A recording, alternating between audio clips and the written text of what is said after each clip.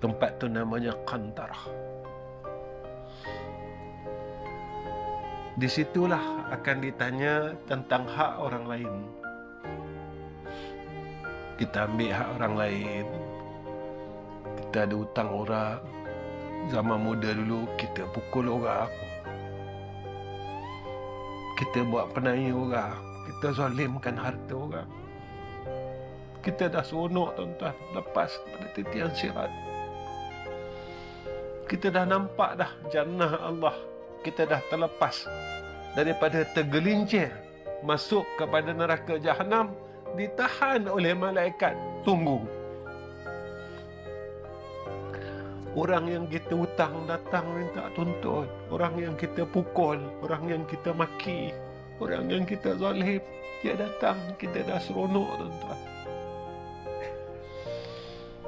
Tuan-tuan tak rasa kecewa ke masa tu? Tempat itulah yang disebut tempat orang muflis.